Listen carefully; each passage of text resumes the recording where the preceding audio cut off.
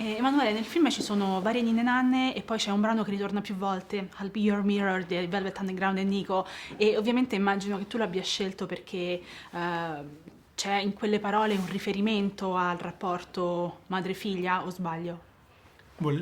Una delle ricerche del film sono proprio queste ninne nanne, la raccolta di Domenico Di Virgilio. E, studiandole, come anche per le ninne nanne di Llorca, sul saggio sulle ninne nanne andaluse, le ninne nanne la maggior parte delle volte sono delle minacce che le bali, le nonne, le mamme fanno ai bambini che non vogliono prendere sonno. E, il brano di cantato da Nico volevo in qualche modo fosse una ninna nanna moderna, cioè è un bellissimo brano d'amore se è dedicato a un partner. Se invece viene dedicata a una figlia o a un figlio, improvvisamente diventa inquietante. E mi piaceva questa contrapposizione, questa contraddizione di un brano apparentemente innocuo che gira come una lullaby, improvvisamente diventasse inquietante. Cascia, ha Mi hai avuto rovinato il brano, quello è Non sicuro, guarda, ascolterò non lo mai più. ascolterò mai, no. ho avuto l'impressione che il genere, che è veramente usato in maniera molto efficace, però sia quasi un pretesto, no, per raccontare altro, questo rapporto tra madre e figlia di questa donna che fa fatica a lasciare andare. Quando hai approcciato questo progetto, hai avuto anche tu questa impressione? Sì, è un buon pretesto per scavare dentro l'universo femminile anche nel rapporto madre-figlia.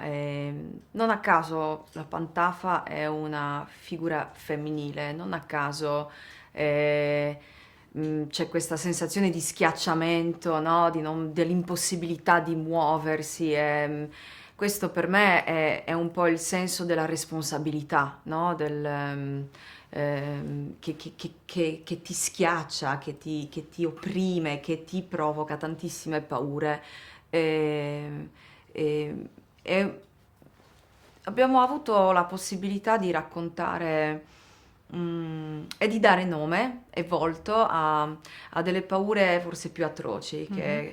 che però abbiamo tutti quanti, che sono quelle dell'inadeguatezza. In questo caso, inadeguatezza come genitore, come madre. Il mio personaggio è una madre single che ehm, cresce la sua bambina con grande amore, ma anche con grandissime paure. E quindi c'è questa contrapposizione tra lei e questo senso di pesantezza, di inadeguamento. Il folklore italiano è ricchissimo di storie. Secondo te perché non ne abbiamo attinto nel cinema a piene mani e pensi che il genere horror, nonostante anche negli ultimi anni penso a registi come Ari Aster o Robert Eggers abbia goduto di una nuova primavera, diciamo, credi che l'horror sia vittima di un pregiudizio? Sì, viene spesso sottovalutato. È un genere molto complesso da girare, cioè, mentre in altri, almeno per la mia esperienza, non basta mai che la scena è buona, c'è sempre un livello in più. Sono sempre scene complesse, deve far paura, sono sempre scene con molti elementi che richiedono molta preparazione e poi molto lavoro di suono, di montaggio, di fotografia, di effetti. E purtroppo è un genere un po' preso sotto gamba.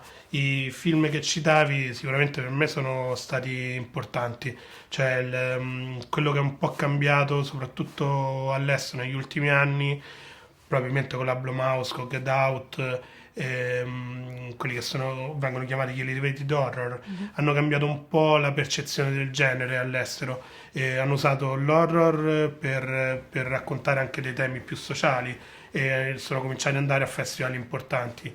Quello che mi ha stupito di quel tipo di film è che non erano soltanto film americani, innanzitutto erano film anche a basso budget, ma poi anche ad esempio Lasciami entrare, Mhm. Babadook, anche film australiani, europei e in qualche modo quando vedi quei capolavori dici ma perché qui da noi no, che siamo ricchi di queste Mhm. leggende, di questi racconti popolari e un po' con questo film abbiamo cercato di recuperarne uno e vediamo se ce ne saranno altri, ti va? No, io vai più.